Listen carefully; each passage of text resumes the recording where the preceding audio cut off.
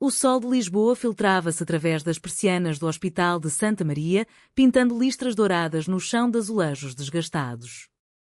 Maria sentiu o coração apertar-se como uma corda de fado mal afinada quando viu Ana entrar na enfermaria, o vestido amarelo esvoaçante como as ondas do Tejo em dia de procissão. Eu não aguento mais guardar isso, murmurou para si mesma, enquanto uma paciente idosa gemia baixinho na cama ao lado. Mas o que saiu da boca de Maria foi um grito abafado. Ana, espera. Eu preciso te dizer algo que vai mudar tudo entre nós. Os olhos de Ana, castanhos como o vinho do Douro, arregalaram-se em choque e o mundo pareceu parar, como se o sino da Sé de Lisboa tivesse soado o fim de uma era. Era uma tarde de verão em 2025 e Lisboa pulsava com a vida eterna da cidade das Sete Colinas. Maria, com seus 28 anos, era enfermeira no turno da noite, uma mulher de mãos calejadas por anos de curar feridas alheias, mas incapaz de sarar as suas próprias. Cresceu em Alfama, no coração do bairro onde o fado nasceu, filha de um pescador que cantava tristezas ao mar e de uma costureira que bordava sonhos em lenços de renda. A família era católica devota, das que rezavam o terço todas as noites e viam o arco-íris como sinal divino, não como bandeira de identidades escondidas. Maria sempre soube que era diferente, desde os 16 anos, quando roubava olhares para as raparigas na escola secundária, sentindo um calor que não era do sol escaldante de agosto. Mas o medo era maior, o medo do escândalo em Alfama, onde as paredes têm ouvidos e as línguas são afiadas como facas de atum. Ana era o oposto e o complemento perfeito. 27 anos, designer gráfica freelance, com um estúdio improvisado num antigo armazém no bairro Alto, onde as paredes ecoavam com risos noturnos e o cheiro de pastel de nata fresco. Ana viera de Coimbra, terra de estudantes e de fados académicos, mas adotara Lisboa como sua amante fiel. Elas se conheceram há 5 anos, numa noite de São João, quando fogueiras crepitavam nas ruas e o martelo do jogo batia como um coração acelerado. Maria, exausta após um turno, tropeçara num grupo de amigos de Ana. Foi Ana quem a ergueu, rindo, com um cuidado. Enfermeira, ou vais precisar de mim para te curar o joelho ralado. Desde então, eram inseparáveis. Cafés no Chiado, passeios pelo aqueduto das Águas Livres, confidências sussurradas sob as estrelas no mirador da Senhora do Monte. Ana era o porto seguro de Maria, a que ouvia sem julgar, a que partilhava garrafas de vinho verde nas tardes preguiçosas. Mas ultimamente, o segredo corroía Maria por dentro. Não era um coming out estrondoso, daqueles que abalam famílias inteiras, era um conflito leve, como uma brisa do Atlântico que agita as cortinas mas não derruba a casa. Ela amava Ana, não como amiga, mas com a profundidade de um fado de Amália Rodrigues, cheio de saudade e desejo contido. Sonhava com toques casuais que se prolongavam, com olhares que diziam mais que palavras. E agora, naquele hospital, com o cheiro de desinfetante misturado ao perfume de jasmim que Ana usava, Maria não aguentou mais. Eu gosto de ti, Ana. Não como amiga. Gosto de ti de verdade. E tenho medo que isso nos destrua. Ana ficou imóvel por um segundo eterno, o relógio da enfermaria marcando os segundos como gotas de chuva em telhado de telha vermelha. Depois, um sorriso tímido iluminou seu rosto, como o sol nascendo sobre o castelo de São Jorge. Maria, minha tonta. Eu esperei tanto por estas palavras. Eu sinto mesmo. Desde aquela noite no São João, quando te vi dançar à volta da fogueira, livre como o vento. Elas se abraçaram ali mesmo, no corredor semi-escuro, ignorando o burburinho das vozes distantes. Foi um abraço de alívio, de lágrimas salgadas como o mar da Ericeira, onde Maria aprendera a nadar na infância. As semanas seguintes foram um vendaval de emoções, um romance florescendo como as buganvílias nas varandas de Belém. Elas passeavam de elétrico 28, subindo e descendo colinas, mãos entrelaçadas discretamente sob os bancos de madeira rangente. Jantares em tascas escondidas no Moraria, onde pediam bacalhau à brás e vinho de colares, falando de tudo e de nada, dos sonhos de Maria de abrir uma clínica para imigrantes em Lisboa, dos projetos de Ana de ilustrar um livro sobre as mulheres do fado.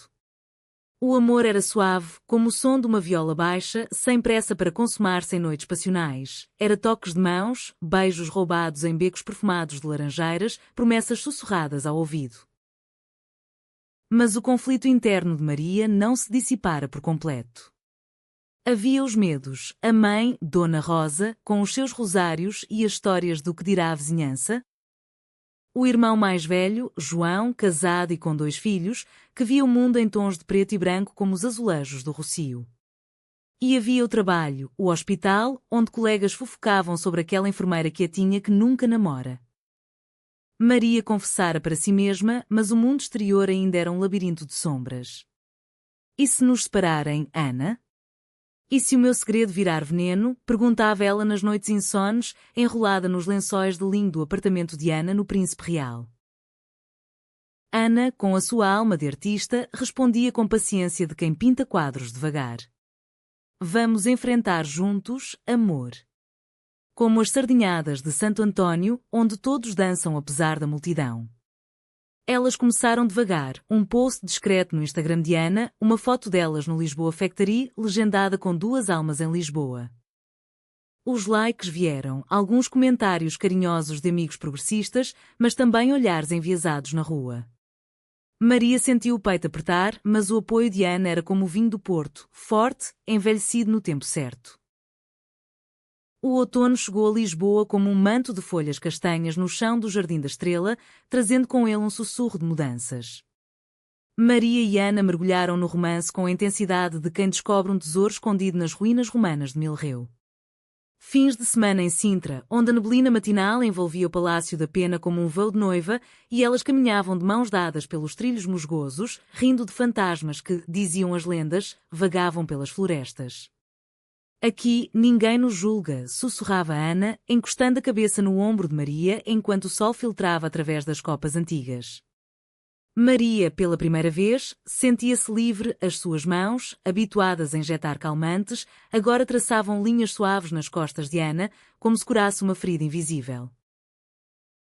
Mas o conflito interno de Maria era como o fado, melancólico, persistente. Numa noite chuvosa, enquanto o Tejo rugia lá fora como um leão ferido, ela confessou mais. Lembro-me da primeira vez que soube. Tinha 14 anos, no verão em que fomos a Nazaré. Vi 2 raparigas na praia, de mãos dadas, e algo dentro de mim acordou. Mas a avó gritou pecado, e eu enterrei aquilo como conchas na areia. Ana ouviu, os olhos brilhando à luz da vela de cera de abelha, e respondeu com um beijo na testa, um gesto maternal e amante ao mesmo tempo. O teu coming out não é uma tempestade, Maria. É uma onda suave que nos leva ao mar aberto. Elas decidiram contar à família de Maria I, num domingo de família em Alfama. A casa de Dona Rosa cheirava a caldeirada de peixe e a pão de milho fresco, as paredes adornadas com fotografias amareladas de casamentos e batizados. João chegou com a mulher e as crianças, barulhentas como gaivotas no cais das colunas. O almoço correu leve, com histórias de pescarias antigas e piadas sobre o Benfica. Mas quando Maria, com a voz tremendo como folha ao vento, disse: Mãe, eu amo uma mulher. Amo a Ana, que está aqui conosco, o silêncio caiu como uma rede pesada. Dona Rosa largou o garfo, os olhos enchendo-se de lágrimas que rolavam como gotas de orvalho em pétalas de camélia. Minha filha. Deus nos livre.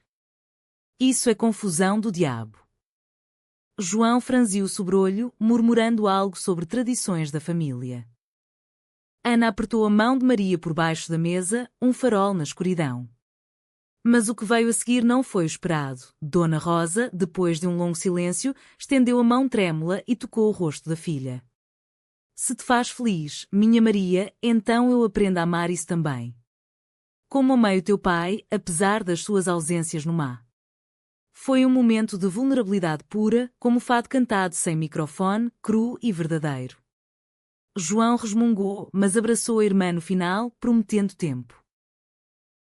A notícia espalhou-se como vinho derramado em mesa de festa. Amigas de infância mandaram mensagens de apoio, misturadas a perguntas curiosas. No hospital, uma colega mais velha, a enfermeira Fátima, que sobrevivera à ditadura de Salazar, piscou o olho e disse: o amor não tem género, rapariga. É como o mar, vasto e imprevisível. Maria sentiu as asas crescerem, mas o medo ainda roía as bordas, como traças em livro antigo. O inverno trouxe geadas suaves a Lisboa, transformando Rossio num tapete de cristais efêmeros. Maria e Ana celebraram o Natal na casa de Ana, decorada com ramos de azevinho e luzes que piscavam como estrelas cadentes.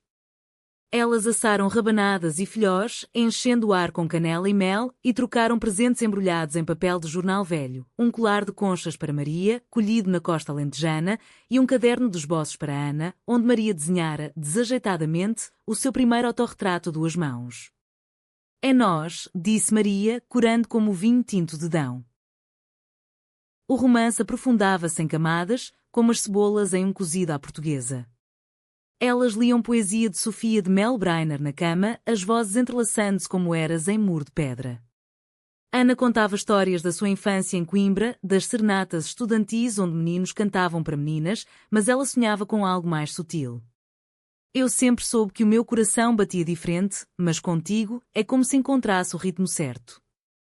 Maria, por sua vez, abria-se sobre as noites solitárias no hospital, curando corpos enquanto o seu espírito sangrava em silêncio. Mas o primeiro conflito maior surgiu de forma inesperada, como uma rajada de vento norte que varre o Tejo. Uma amiga comum, a Sofia, que elas conheciam dos tempos de faculdade, uma advogada ambiciosa com apartamento no Chiado, descobriu o segredo num jantar casual no Time Out Market. Sofia, sempre a rainha das fofocas, prometeu discrição, mas dias depois, sussurros chegaram aos ouvidos de Dona Rosa através de uma prima distante. Dizem que a tua Maria anda em caminhos errados, murmurou a parente ao telefone. Dona Rosa, ainda frágil na sua aceitação, confrontou Maria numa tarde cinzenta. É verdade? Esta Sofia diz que és diferente. Que vais perder tudo. Maria sentiu o chão abrir-se sob os pés, como se o terremoto de 1755 tivesse regressado. Lágrimas quentes escorreram pelo seu rosto enquanto corria para o apartamento de Ana, batendo à porta com punhos cerrados. Ela traiu-nos, Ana. Sofia contou tudo, torcendo as palavras como pano molhado. Ana, com os cabelos desgrenhados de uma cesta criativa, abraçou-a forte, o cheiro de café fresco misturando-se ao sal das lágrimas. Traição dói como faca no peito, mas nós somos mais fortes. Vamos confrontá-la juntas. Elas marcaram um café no Martinho da Arcada, o histórico café onde poetas como Camões teriam bebido. Sofia chegou com um sorriso falso, o casaco de lã caro contrastando com a humildade do lugar. Eu só quis ajudar, avisar a família antes que fosse tarde, disse ela, os olhos desviando como peixe na rede. Mas Maria, com a voz firme como o aço de uma seringa, rebateu, ajudar? Foi veneno, Sofia. O meu coming out é meu, não teu para espalhar como pão aos pombos. Ana acrescentou, calma mas cortante, a amizade não é posse de segredos. É confiança, como o fado que se canta de alma aberta. Sofia baixou a cabeça, murmurando desculpas vazias, mas o dano estava feito. A traição deixou uma cicatriz, um lembrete de que o mundo nem sempre acolhe com braços abertos. Maria chorou essa noite, enroscada nos braços de Ana, sentindo o conflito interno reacender-se. E se mais alguém nos trair? E se o amor não bastar? Ana, com a sabedoria de quem desenha mapas emocionais, respondeu, o amor é o bastar. Vamos curar isso com o tempo, como vinho que melhora na garrafa. A primavera irrompeu em Lisboa com a fúria das flores de jacaranda, pintando as ruas de roxo vibrante como um quadro de Paula Rego. Maria e Ana, fortalecidas pela tempestade da traição, decidiram transformar a dor em ação. Maria inscreveu-se num grupo de apoio LGBT no Centro Comunitário do Bairro Alto, um espaço acolhedor com paredes cobertas de murais coloridos e chás de ervas quentes. Lá ouviu histórias semelhantes, mulheres que, como ela, lutavam contra o peso das tradições portuguesas, onde o catolicismo tecia teias invisíveis. O meu coming out foi leve, mas o eco foi alto, confidenciou uma terapeuta, uma mulher de Setúbal com sotaque salgado. Ana, sempre criativa, propôs um projeto, um zine sobre amores escondidos em Portugal, ilustrado com as suas gravuras e textos de Maria sobre a vida cotidiana de uma enfermeira que era. Elas trabalharam noites adentro, no estúdio de Ana, com vinis de fado tocando baixo, Marisa cantando transparente como hino pessoal. Isto é o nosso grito suave, dizia Ana, o lápis dançando no papel. Maria, que nunca se vira como escritora, encontrou voz nas palavras. Descrições do Tejo ao amanhecer, onde casais como elas caminhavam de mãos dadas sem medo. O romance delas amadurecia em gestos profundos. Uma viagem a Évora, no Alentejo, onde visitaram o templo de Diana e jantaram migas com carne de porco preto, vinho tinto fluindo como sangue nas veias. Sob as estrelas do céu alentejano, vastas e indiferentes, Maria confessou: contigo, o meu medo vira força. O coming out não foi o fim, foi o começo. Ana beijou-a devagar, um beijo de luar cheio de promessas não ditas. Mas o alto trunfo veio no verão, durante as festas de Lisboa. O Santo António fervilhava com sardinhas grelhadas e manjerico nos bolsos, o ar carregado de manjar e música. Maria e Ana dançaram nas ruas de Alfama, vestidos leves esvoaçando, ignorando olhares curiosos. Foi ali que João, o irmão, apareceu inesperadamente, com a mulher ao lado. Eu vim para te apoiar, mana, disse ele, a voz rouca de emoção. Depois da Sofia, percebi que a família é sangue, não fofoca. Desculpa o meu silêncio. O abraço que se seguiu foi apertado, como rede de pescador a salvar náufragos. Dona Rosa, mais devagar, enviou uma carta, escrita à mão, com caligrafia trêmula. Minha filha, o rosário agora inclui uma oração por ti e pela Ana. Venham almoçar domingo. Era o perdão português, lento mas genuíno, como cozinhar de um ensopado. O clímax irrompeu como uma onda gigante na costa da Caparica, inesperado e avassalador. Sofia, não contente com a sua traição inicial, espalhou rumores mais venenosos no círculo social alargado, insinuando que Maria recrutava colegas no hospital, uma calúnia que ecoou como trovão em céu claro. Uma manhã, o diretor do hospital chamou Maria ao gabinete, o ar pesado de incenso de igreja vizinha. Há queixas, enfermeira. Sobre o teu estilo de vida. Afeta a moral da equipa. Maria sentiu o mundo rodopiar, como carrossel do Parque Eduardo VII em dia de feira. É mentira. Eu salvo vidas, não corrompo almas. Correu para Ana, que largou tudo, um deadline importante, para a consolar. Vamos lutar, amor. Isto é o teste final do nosso coming out. Elas reuniram provas, mensagens de apoio de colegas, testemunhos da enfermeira Fátima, que declarou: Maria é a melhor de nós. O amor dela não diminuiu o cuidado dela. Com a ajuda de Sofia, a advogada traidora virou aliada relutante, não por remorso, mas por medo de processo por difamação. O inquérito no hospital absolveu Maria, mas o custo emocional foi alto. Noites de insónias, onde o conflito interno de Maria borbulhava como caldo a ferver. Ana, vendo a amada sofrer, organizou uma surpresa, um piquenique no Monsanto, a floresta urbana de Lisboa, com queijos da Serra da Estrela e poesia recitada ao vento. Lembra-te, o nosso amor é como esta cidade, sobreviveu a terremotos, invasões, ditaduras.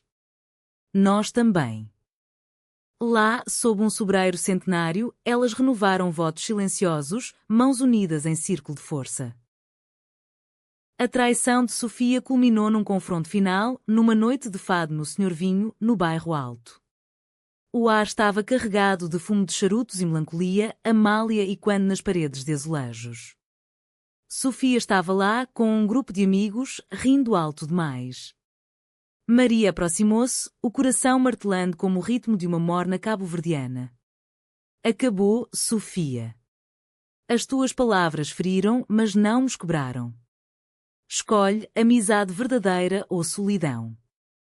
Sofia, tocada pela honestidade crua, chorou lágrimas de arrependimento genuíno. Eu tinha medo pelo meu próprio segredo. Perdoa-me. Foi um momento de redenção, humano e imperfeito, como a Portugal de hoje, em transição, aprendendo a abraçar diversidades. O outono regressou, mais suave agora, com folhas douradas dançando no terreiro do paço como confetes de uma romaria. Maria e Ana, vitoriosas sobre as sombras, aprofundaram o compromisso. Maria pediu transferência para uma ala de cuidados paliativos, onde o amor se mede em momentos finais, e Ana ganhou um prémio pelo Zine, que se tornou um pequeno sucesso nas livrarias independentes de Lisboa, Amores do Tejo, um tributo a casais como elas. O romance floresceu em profundidade emocional, viagens a Porto, onde beberam vinho do Douro em Quintas Ribeirinhas, e conversas sobre futuro, a adoção, talvez, ou uma casa em Cascais com vista para o mar. O meu coming out leve tornou-se uma ponte, refletia Maria, enquanto teciam cestos de vinho num workshop em Óbidos, a Vila Literária. Ana, com olhos brilhantes, respondia, e nós cruzámo-la juntas, vencendo medos como heróis de epopeia.